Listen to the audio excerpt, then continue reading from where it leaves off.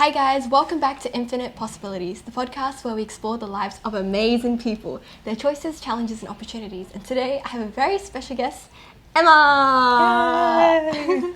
Hey Emma, thanks so much for being here. Thank you. Thanks for having me. It's finally happening after so many injuries, right? Only been a few weeks, Yeah. months. Sounds good. So Emma, what's your 1-minute introduction about what you do? Oh, what do I do? Okay, so I'm a mum of two, have a husband, so third child, and I'm an International Alumni Engagement Manager here at the University of Queensland. Yeah, Wow, that's I'm amazing. a jack of all trades. Master of none? Well, yeah, that's pretty But much better me. than one. Cool. So we really want to know what kind of child Emma was like growing up. So let's go right to the beginning.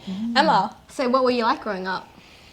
What was I like growing up? A bit of a rascal, Wow, but perfect. also a goody two-shoes at the same time. So I was a mix, depended on the situation, what I was doing at the time. But yeah, an A grade student. Ooh, solid. Keep the And parents then happy. everything just went downhill when it went to high school, and yeah, surprise, surprise. But growing up, I loved doing anything and everything. Yeah. Oh, that's amazing. So tell me more about that rascal / goody two-shoes side. Rascal, what did you do? Well, look, a little bit of a secret. Oh, please, we can keep secrets. Apparently, in year one, I Oh. decided that my lunchbox wasn't good enough and those jam sandwiches just weren't going to cut it for lunch. So I went into another person's lunch bag and I took their lunch.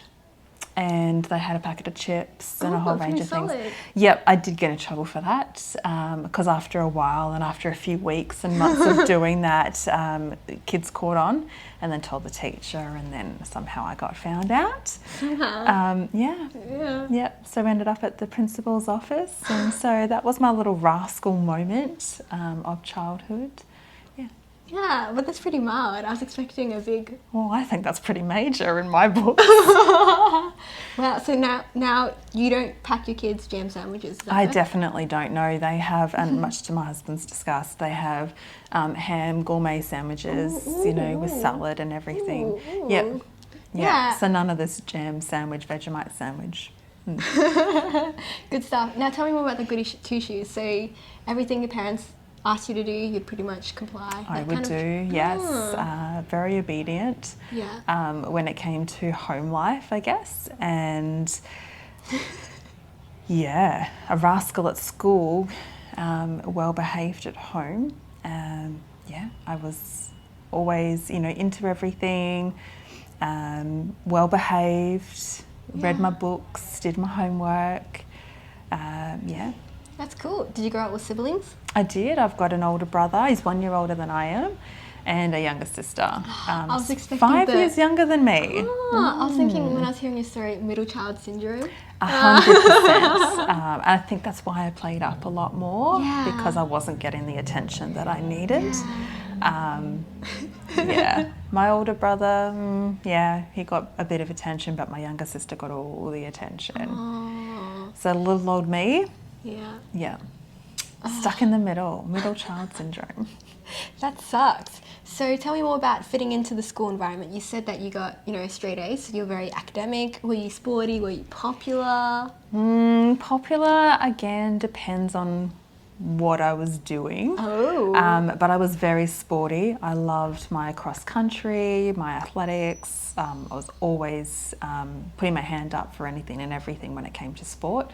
Academically, my parents put me into a primary school that taught Chinese as the language. In Australia? Yeah. So I commenced learning Chinese when I was in year one, I believe it I was. remember. I had a similar. And then just continued that the whole way through, but fell in love with my Chinese teacher. And then I think that it was a good love relationship. But then I think that really helped with my other academics as well. So learning another language, just that passion there. And then obviously, it really helped me with my math, my English and the likes thereof. Made lots of friends from multicultural, places. So that was super cool. Yeah. Yeah, that's awesome. And what did you love about Chinese? Some people, why do we have to learn a second language, X, Y, Z? But it's so amazing that you embraced it. Yeah, I think it's the only language that they taught at school. So other than obviously English being all the other classes, but I think it was just, I don't know, my teacher just made it so enjoyable. And I just kept on going. I realised that I had a bit of a natural flair for learning Chinese, and I don't know, just stuck with me. Started winning competitions and writing and speaking comps. So that was quite fun, and I got to meet lots of different people from all walks of life, not just Chinese speaking people. So that was pretty cool. Yeah, that's amazing. And so tell me about when you sort of graduated high school and you're thinking about the future. Did your parents have any expectations about what you should study and do, and what about for yourself? No, back then, gosh, it seems so long ago, but back then there was no real direction given by parents, I think. Nowadays there's more of that. So I was kind of like on my own, and I guess just trying to understand what I was going to study, where I was going to study, what I wanted to be when I grow up. It was all unknown. I had no idea. So I think I wanted to do applied linguistics. I wanted to be a tour guide at one point, and take my Chinese language skills and be able to, use them. I then wanted to work for the Queensland government in their tour operations, but that's absolutely not where I landed. Wow. So what did you end up studying at uni? So I studied a Bachelor of Arts in Asian and International Studies with major in Mandarin Chinese and a little bit of international business there.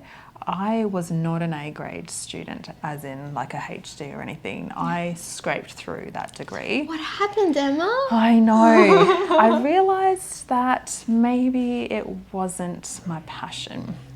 And I think I was just studying for the sake of studying, and my parents obviously wanted me and were encouraging me to go and study. But yeah, I just don't think it was something that I really gelled with. It certainly helped me. There's certain subjects there that have helped me and progressed my career, especially Chinese. But other than that, I scraped through with some satisfactories. But it goes to show, though, that all you need is just to pass your subjects. You don't need Fours to open doors. Maybe it might open this one. Yeah, maybe. Hopefully not during the interview. So were you actually an A grade student up to like high school?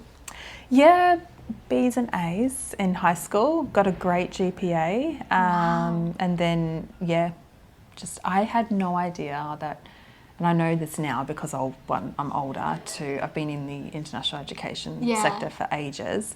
But I think knowing that you can change your degree halfway through or a year in, rather than getting through the whole 3 years and going, well, that was a waste of money and a waste of my time.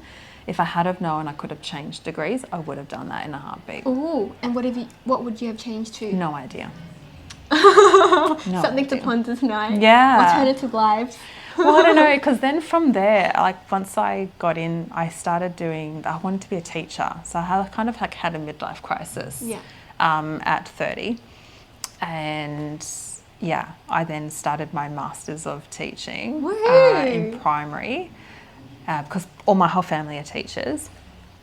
And then I realised that there's a lot of outside of work hours that you needed to put into that. Unfortunately. And great, I love kids. I've got 2 of my own. But I think that's kind of where it stopped. So again, I got through a year. I did 2 subjects, HDs. Yeah. So I got some really good top marks, and I thought, okay, well, this is something that I really am passionate about. I was really good at it. But then I thought I couldn't do this long term. So I stopped that.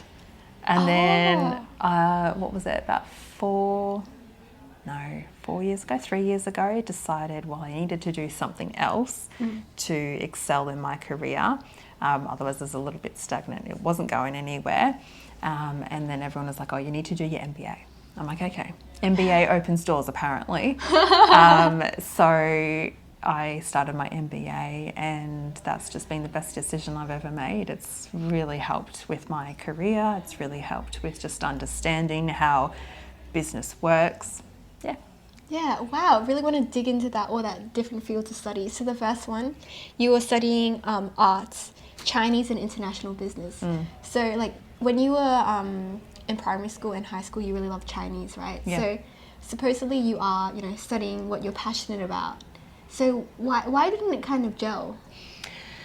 I think when I was studying Chinese, it was a lot harder in uni, like a lot harder, and so competitive. Pretty much everyone in my class was of Chinese origin. Oh my gosh, that's hard to compete with. Trying to compete with them, and I'm a bit of a competitor, was really challenging. And I think that just really just disheartened me. Yeah. I did do well. I did better than satisfactory in my Woohoo. Chinese, but the feedback I kept on getting was, "You're not good enough. This is not something that you should be progressing." And I think that just brought me down. But I was already well and truly through my degree. I just had to keep on going and pushing it out. But learning the history, the politics of international relations didn't really sit with me. I loved history growing up. I loved modern history. I wasn't much in the politics. I hated politics. I hate talking about it. I will if I have to over a dinner conversation, but that is where it ends. Again, that's just a personal preference. Yeah. But yeah.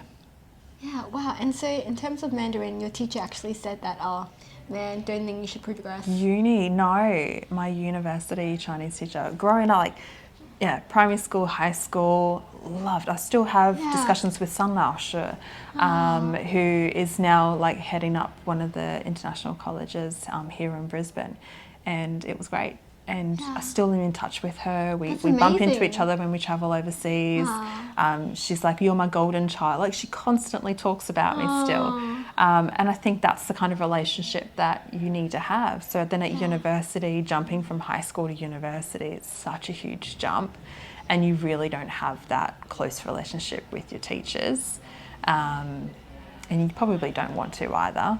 But anyway, yeah, but that's true. You very can definitely different. feel very distant, like a one to sort of many relationship. Yeah, and then couldn't really talk or converse with my classmates.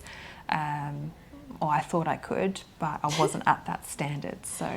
Oh, damn! That kind of sucks. So tell me about doing So you just did 1 year of the Master of Education, right? I did 2 subjects. I did very well in them. Wait, 2 subjects, 1 year. Oh, nice. Which is a lot of money when you think about it, and I've just thrown that down the toilet. Student for life. We'll explore that later. Right. I mean, I have this philosophy where I live by it, always remain a student. And I say that because you don't know everything, and you will never know everything. And I think if you think that you know everything, then you're going into work and life and career with completely wrong attitude. Yeah. So that's my philosophy that I live by. Always remain a student, be open to hearing what other people have to say, and whether it be study, like you've got to go and do your MBA, Emma, well, I'll go and do my MBA. But just look everything on life. Yeah. Oh, that's amazing and beautiful. Yeah. Still want to dig it more into into the teaching. Yeah. So it's kind of so it seems that it was sort of the perfect career for you in terms of interactions with kids and teaching, but then it was probably too many long work hours in terms of preparation for material for students, or was it something else that made you feel maybe not for me?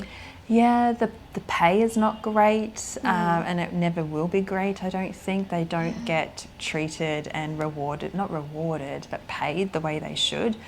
Teachers are absolutely gold. They're what raise, other than parents, they raise our children. Yeah. So I feel like they need to be invested in a little bit more. So when I was finding out, I was going through the teaching degree in those first few courses, I just realised that this was a lot of work, time and effort with little reward, other than obviously seeing those bright little faces every day when you walk in. But for me, I wanted to have that balance. So raising a family myself, I wanted to be able to be there for sports days and be there for swim carnivals and, you know, Mother's Days and those sorts of things. And that was really important for me. And there was no guarantee that I was going to be placed in a school where my kids were studying. So for me, that was a bit of a life choice in that the hours didn't suit. I wanted to be there as a mum, like watching my kids grow up, just like my mum was there and dad was there when I had sports days. Like I wanted to be there. And then there was this huge guilt thing. And I don't like feeling guilty, but I feel guilty a lot if I'm not able to be there. So it was important that I found a career that was a little bit more in tune with the direction that I'm going in. Yeah. Oh, damn, that's a pretty hard realization. Yeah, it was. And like, I don't know, growing up, but growing up, I didn't know whether I wanted to have children or anything like that. So, then it happened. And so teaching, it was something I was passionate about. I was clearly good at it. I'm patient with kids. Can imagine. But just not something I could do long term. So I didn't want to go through the entire degree. Again, going back to what I learnt during my bachelor's, you can change direction. It just might cost you a little bit extra. In my case, a lot, especially because it's a postgrad and postgrad's not cheap. But I'm glad that I made that decision early on. Despite my uni teachers saying, this is something you should continue, this is something you're good at.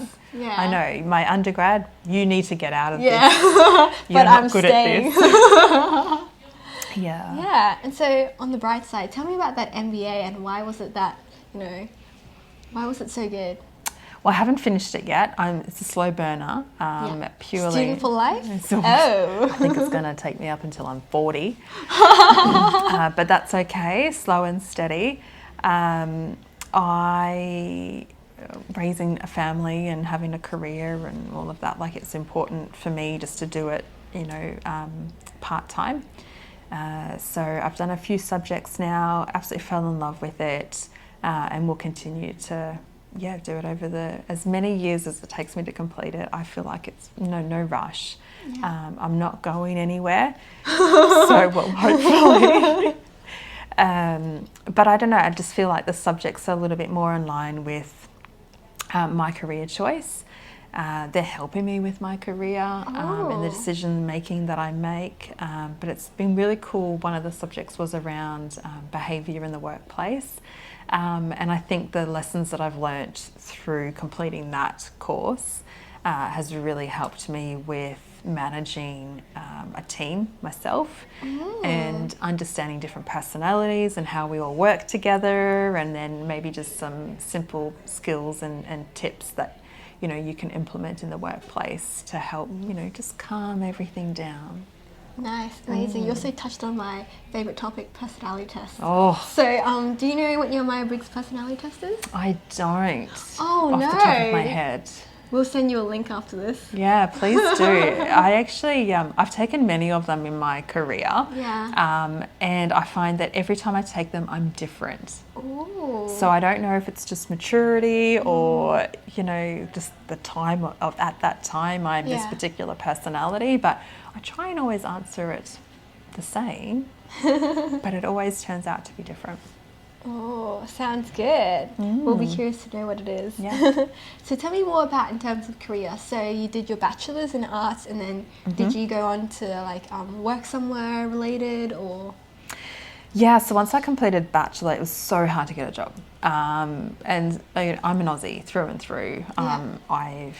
I've travelled around and I've done various things, but you wouldn't think it'd be so hard for an Aussie to get a job, but it was, especially fresh out of uni. They don't just take anyone and everyone. So I did a bit of travel. I've travelled to China at the end of my degree, and then I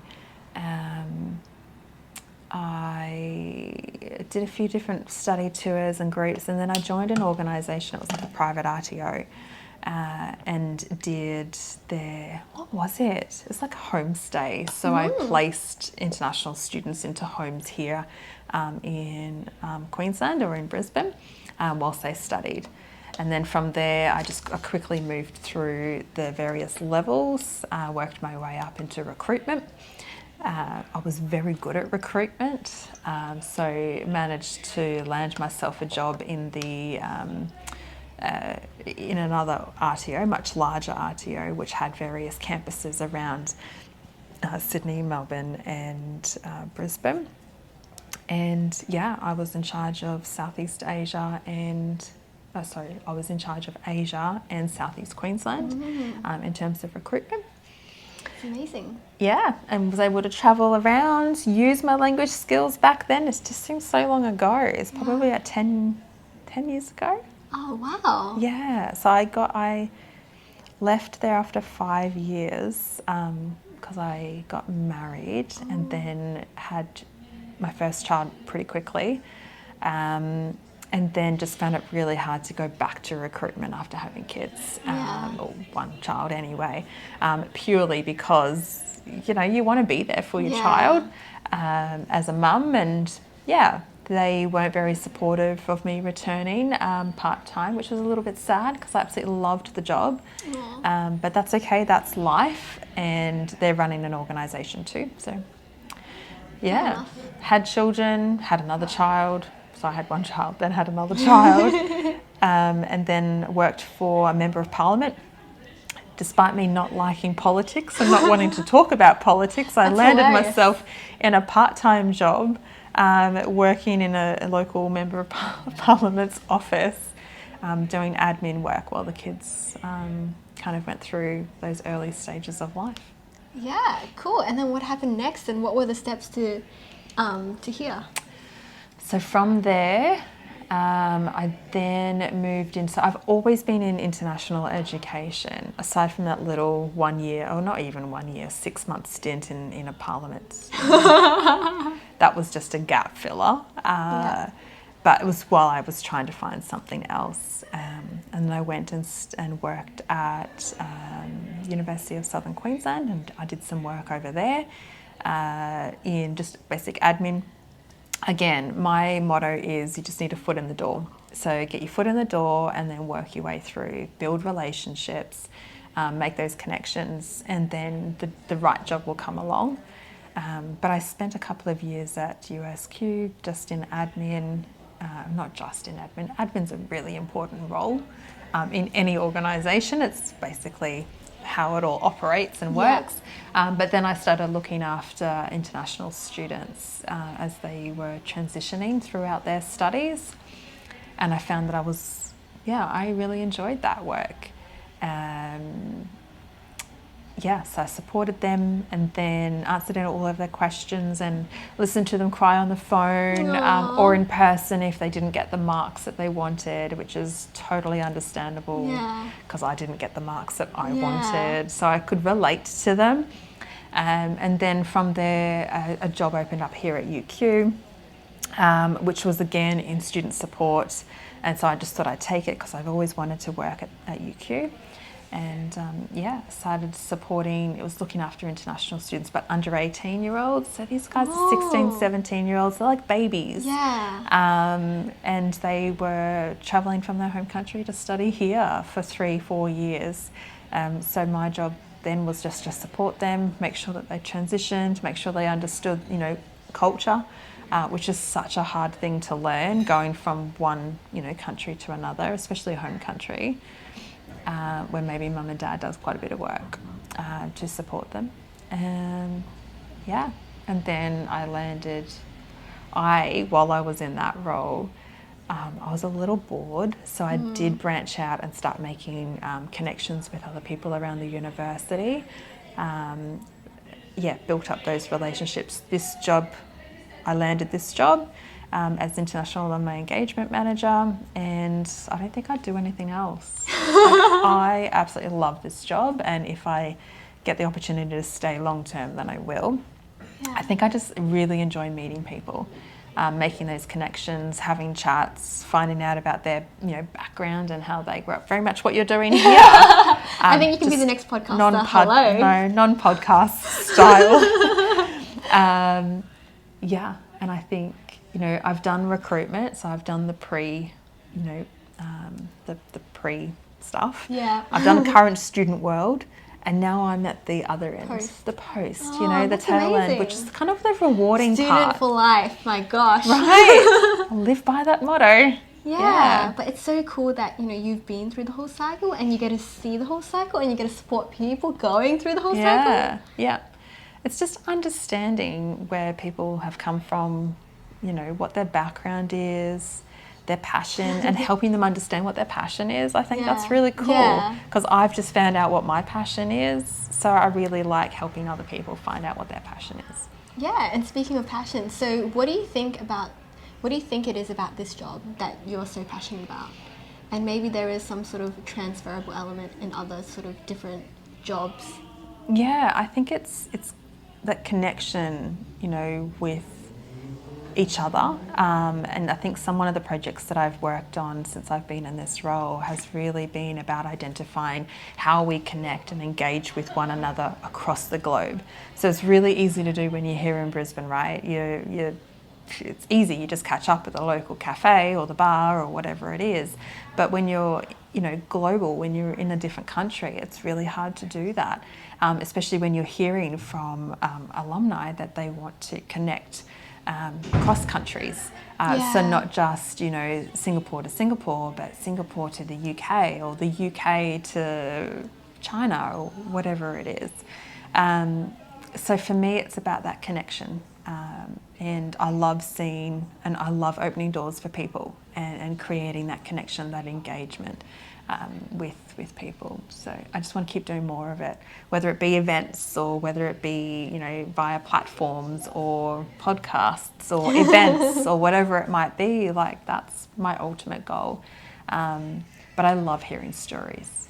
That's my biggest thing. I love just sitting down, having a coffee, no matter where it is, and just, hearing people's stories and then kind of helping them then connect. Again, amazing. Opening doors. Yeah. So tell me, what does a day in the life look like for you? Day in the life of me. A lot of meetings, a lot of identifying areas of improvement, both within my portfolio but also more broadly across the university. I obviously oversee a team, so making sure that they're, hitting their deadlines, making sure that projects get delivered on time. We do so much. Wow, damn! And how do you? I should preface by saying, I wake up, I go to the gym, I do 1 hour of CrossFit. Absolutely, that's me time. I get home, I get the kids up, get them to school. Yeah, so it's like, that's like an entire day before my day actually starts. Well, it feels like a day that's, And so, like, how do you sort of manage your time? Because you're across, like, many different projects and you're like trying to find areas for improvement. So it's not very, it's more not very like hardcore structured. It's kind of the more sort of, looking around, finding holes. So how do you sort of manage your day and manage your time? It's hard. I'll admit it's really hard because a lot of my work is fluid. It's as and when it comes up. Like today, I have a to-do list every day. So the night before, I'll always just write out my to-do list. Anything just to get it out of my head so I can sleep, because I don't sleep very much. So I do my to-do list, but that to-do list is non-existent the next day because just something will always come up. So then that to-do list gets moved to the next.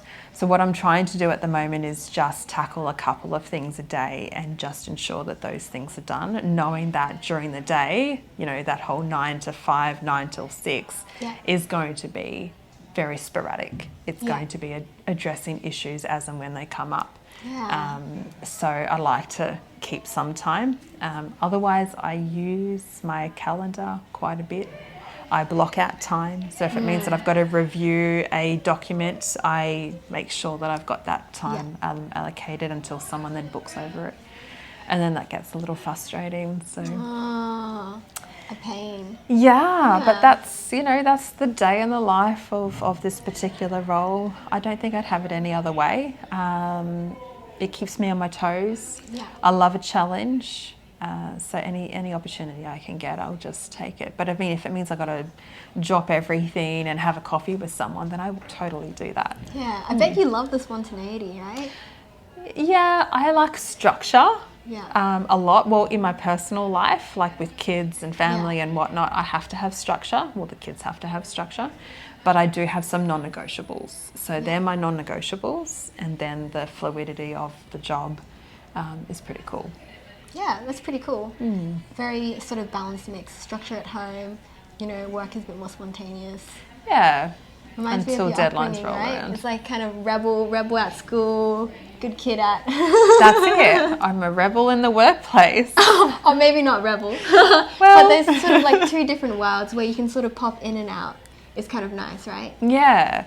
It's interesting. I have always been an introvert growing up. And I still consider myself as an introvert, as in I'm a little bit quiet. I am a quiet achiever. I just do things without vocalizing it. And then it's weird at work. I can sometimes come across as an extrovert. Yeah. But it's, again, coming back to personalities, right? You're a different personality in different situations. Yeah. So yeah, I think it's interesting. I've learnt so much about myself over the years, and in particular, growing up and various life stages. I learnt so much. Yeah. Student for life. I think I'm just Student going to for life. hashtag it through the whole video. I think so. Just do that. Sounds good. So what is your sort of advice to students, trying to find their passion? Because you've seen a lot, come through, tears crying, you've seen them out the other end, hopefully still not crying to you over the phone, but maybe. A little, yeah. So what's my advice? I think just explore and take the time to explore different opportunities. Don't say no to stuff, although it's important to still say no because you're in charge of your time. But I think, if an opportunity arises or you've got to put in a little bit more effort to get an opportunity presented to you, I think you need to do it. The more conversations you have with people, the more connections you make, the better the opportunities are in the long run. So that would be my advice, is just, don't settle and keep opening those doors, keep having those conversations. And it might make you feel uncomfortable. My other motto is be comfortable with being uncomfortable. It's okay to be comfortable being uncomfortable. Yeah, that makes sense. Yeah. Cool. But that's also another motto that I live by, because you have to be put into uncomfortable situations to excel, I think, in your career, but also, personally and professionally. Yeah, that's where all the growth happens. 100%. Like I said, I've learnt so much about myself. I'm not perfect, although I wish I was. Closest thing to perfection, Emma. No, far from it. But I think just, my advice. And don't settle. Like, if you're studying something that you're not passionate about or, you're not really interested in, don't just settle and keep doing it because mum and dad tell you to. Definitely just go out and explore something else.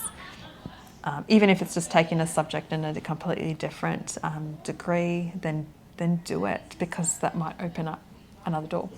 Yeah, that's true. Cool. So we're nearly at the end of the podcast. Just got a few more questions. Yes. Okay. So Emma, the deep one. What's the meaning of life to you? Meaning of life? Oh, that's a loaded question. Of course. Is there a meaning to life? You tell me. It's very up for interpretation. Live life to the fullest? No. What's my other motto? I have so many mottos. Live, laugh, love is my other one. So live life, love life, and laugh through life. Because if you don't laugh through life, then it's going to be pretty boring. Yeah. And you may absolutely screw up. Like, I have screwed up multiple times, but you just laugh through it. Well, maybe not at that time, but you laugh through it and then you move on. So yeah, live, love, laugh is my meaning to life. Yeah, that's pretty beautiful. Thanks. Yeah. No worries. So also I want to know, Emma, so if you won the lottery tomorrow, what would you do about your life differently? I don't know. Oh. Actually, it's interesting because my husband asks me this all the time. Wow. And I'm like, I don't know what I would do. I guess my only regret, growing up was not traveling enough before having kids, because kids really do stop you from doing stuff. I know people say, oh, no, kids shouldn't stop you, but they 100% do. Yeah. They sometimes do strip your life from you. So I would travel probably. I would just travel around the world. Yeah. I'd jump in a caravan or something, travel around Australia. I don't know. I would just get out and explore, because this world has so much to offer. I feel like I've done Asia. Yeah. Although have I don't know. Maybe I could explore a little bit more. Backpack style. Oh, you're That'd very be cool. adventurous. Yeah, I don't know. But then I also want to explore the other side of the world, because I've not actually done that. Yeah. Yeah. And in fact, going to the US for the first time in December. Never been to the US. Amazing. Yeah, well, enjoy. So, yeah, hopefully you still get to travel everywhere you want to go. Hopefully, just win the lotto, right? Yeah. How hard is that? Get your tickets in early, Emma. It works like that. Also, Emma, I want to know, what's your ideal day in the life? It can be work, it can just be not work related. Day in the life. Relaxing by the beach with a margarita in hand. Ooh. I don't know. Yeah, I don't know. I've got so many different wishes. But I still want to work. So even if I won the lotto, right, I would still want to work, because in this particular field, just with the conversations that you have with people. But yeah, definitely I would just travel and explore. Yeah. But for that I need to win the lotto, because I can't do both. Yeah. Sounds good. Cool. And the audience also really wants to hear a bit of that Chinese. As promised. Say. 真的吗？对，真的。我叫 Emma。哦，哇，我叫 Karen。你好。你好吗？非常好。你呢？也非常好。你今天做了什么呢？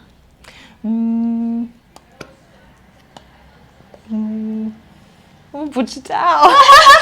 Okay, I think this is the perfect place to end it.